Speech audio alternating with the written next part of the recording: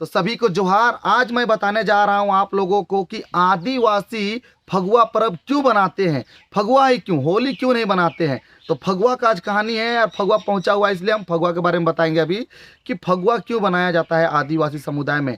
तो ये जो कहानी है मैं बता देना चाहता हूँ, ये कहानी खास करके उरांव समुदाय में, यहाँ पर झारखंड में बहुत फेमस है, उरांव परिवार में, उरांव कबीला में। क्योंकि आज से करीबन हजारों साल पहले हमारा गुमला से करीबन पश्चिम में एक बहुत विशाल पहाड़ हुआ करता था, बहुत बड़ा और बहुत विशाल पहाड़ हुआ करता था, जिसको हम लोग उस पहाड़ को क्या बोलते थे, सारू पहाड़ बोलते थे, जिसको आज गाना में भी देख लीजिए, सारू पत्ता का गाना भी है।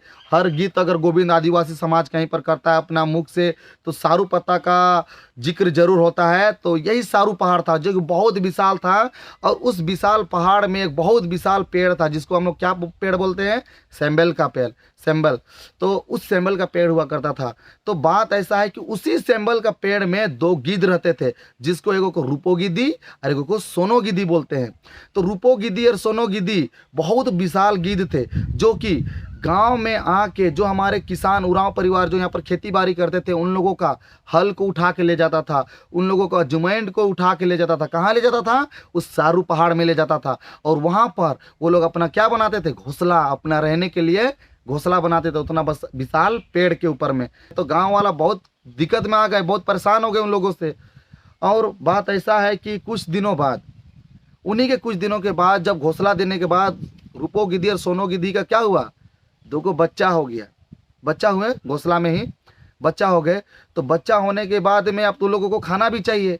तो खाना के लिए क्या होता था कि रूपो गिद्दी और सोनो गिद्दी गांव आते थे, और उरांव कबीला के जो भी गांव थे, जितने दूर तक है गांव, वहां पर वो जाके क्या करते थे, उरांव लोगों के बाल बच्चों के जो छोटा छोटा बच्चा था, उस सभी को उठा के वो अपना घोंसला में ले जाता था। क्या करने के लिए, अपना बच्चों को खिलाने के लिए।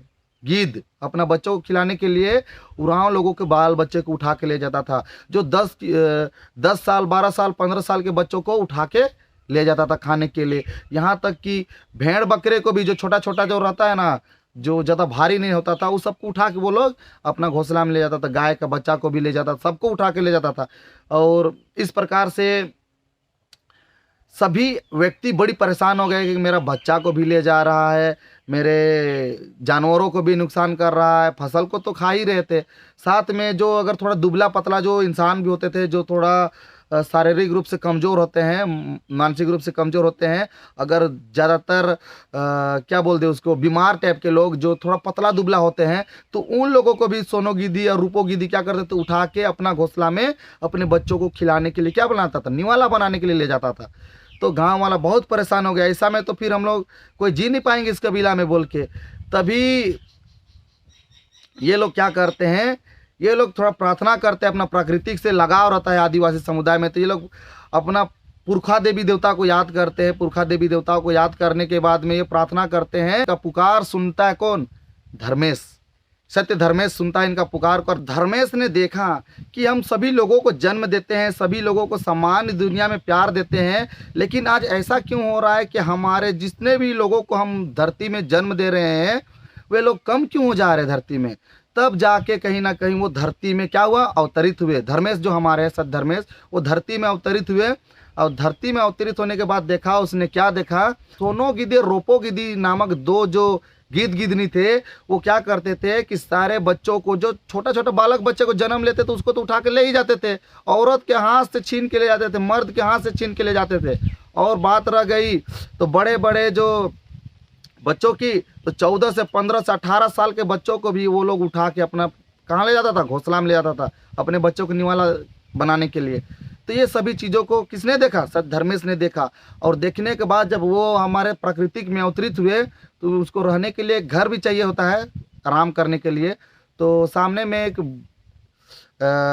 बुढ़िया का घर था, जिसको हम लोग एमा बुढ़िया बोलते थे। एमा नाम की एक बुढ़िया थी हमारी, तो जो आदिवासी परिवार से ही थी। तो एमा बुढ़िया के घर में वो क्या किया, शरण लिया। एमा बुढ़िया के घर में वो रहा, और अपने साथ में जो तीर और धनुष लेके आए थे, सत्य धर्मेश तीर धनुष लेके आए थे, तो धनुष को भी वो रखा और वहीं पे खाया, खाना वाना आराम किया। तो रात में क्या होता है ना कि जो धर्मेश थे वो बोलते हैं कि अभी तो यहीं पर धनुष को रख देते बांध को, और सुबह उठ के जाएंगे गिद्ध और गिद्धनी को मारने के लिए बोल के, शिकार करने के लिए बोल के।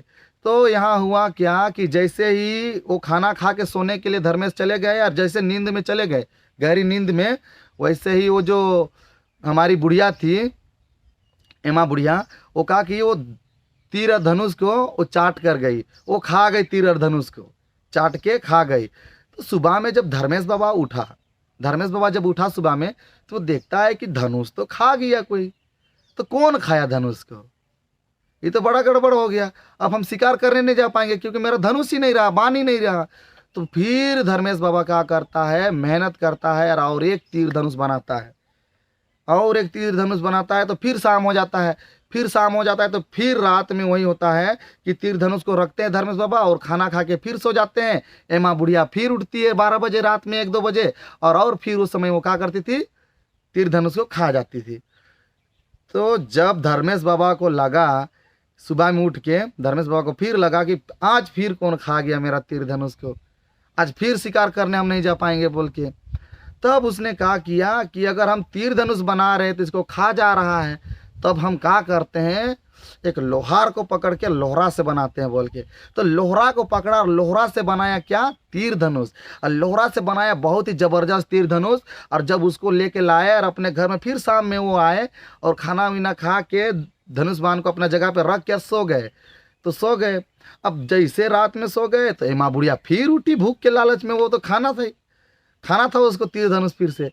तो जैसे उठी और खाने के लिए गई तो हर बार पाता था लकड़ी का, हर बार पाता था काठी का, तो खा जाती थी। इस बार तो था लोहा का। जैसे आँख फाड़ी खाने के लिए चबाई ना, सारा का सारा दांत झड़ गया एमा बुढ़िया का, सारा का सारा दांत झड़ गया। और सुबह में जब उठा बाबा धर्मेश बाबा, तब उसने क्या किया, तीर और धनुष जो लोहा का बनाया तो उसको अपने कंधे पे टांगा। उसके बाद वो चल दिया कहाँ, शिकार करने के लिए। कहाँ पर, सारू पहाड़ में, जहाँ पर सोनो गिद्दी और रूपो गिद्दी नामक 2 बड़े से गिद्ध होते थे। तो वहाँ चल गया। अब वहाँ जाने के बाद में उसने क्या किया, रूपो गिद्दी और सोनो गिद्दी नामक दोनों गिद्ध को धर्मेश बाबा ने अपना तीर धनुष से मार गिराया। और मार गिराने के बाद में उस पेड़ को जला दिया गया। सेंबल का पूरा पेड़ को ही जला दिया गया। क्यों जला दिया गया, क्योंकि आप इतना बड़ा होते हो, जिसमें इतना बड़ा बड़ा जानवर होता है जो कि इंसान को तकलीफ देता है, जो जीव जंतु को तकलीफ देता है, इसलिए आज से इस पेड़ को जला दिया।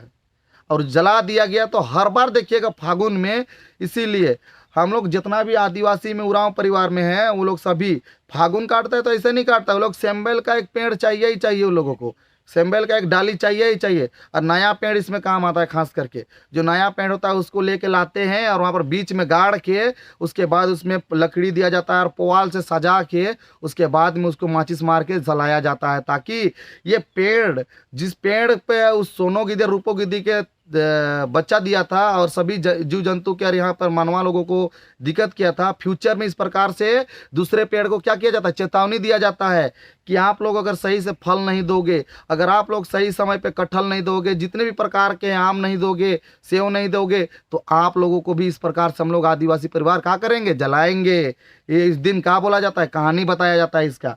तो इसलिए देखिएगा कि आदिवासी परिवार में सभी मिलजुल के इस फगुआ को बनाते हैं और उस सेंबेल का पेड़ को जलाते हैं और सभी पेड़ों को चेतावनी देते हैं। तो यही था इसका कहानी। उसके बाद में तो सब क्या होता है, जैसे उसको काटते हैं और धर्मेश बाबा जब मार गिराता है, उसके बाद वो गांव में आके बताता है कि हमने रूपो गिद्दी और सोनो गिद्दी नामक दोनों गिद्ध गिद्धनी को मार दिया है बोल के। तो गांव वाला विश्वास नहीं करते, तो बताता है कि जाओ और जाके वहाँ पर देख लो, फलना जगह में दोनों का लाश जो बोलिए डेड बॉडी पड़ा हुआ है बोल के। तो गाँव वाले जाते हैं और गाँव वाला उसको ढो के किसी प्रकार उतना बड़ा, समझ रहे हैं, गड़बड़ गाड़ी में ढो के लाते हैं और क्या करते हैं, गांव गांव जाके खुशियाँ बनाते हैं, नाचते जाते हैं, गाते जाते हैं, रीझ रंग करते जाते हैं। तो ये था हमारा फगुआ का कहानी, फगुआ का जो फगुआ आदिवासी परिवार क्यों बनाते हैं वो। और इसी के दिन में हमारा लेडीज़ लोग को देखिएगा, जब फागुन होता है तो फागुन जैसे काटते हैं, तो फागुन काटने के बाद में जितना भी हमारा जेंट्स लोग होता है, जेंट्स लोग सब शिकार करने के लिए चल जाता है, लेकिन लेडीज़ लोग को देखिएगा सभी चीज़ों को मानते हैं, नेग नियम को, कि जब तक मेरा पतिदेव घर नहीं आएगा तब तक वो अपना बाल नहीं बनाते हैं, घर में झाड़ू नहीं लगाते, बर्तन नहीं धोते हैं, पोछा तक नहीं करते हैं। उसके बाद में देखिएगा कुआं में झांपी लगा होता है, लकड़ी का चापाकल में झांपी लगा होता है, ताकि ये शिकार का एक अहम कहानी है बोल के। तो बस इतना ही आज के लिए। उम्मीद करते वीडियो अच्छा लगा होगा, तो सभी को जोहार और जय धर्मेश।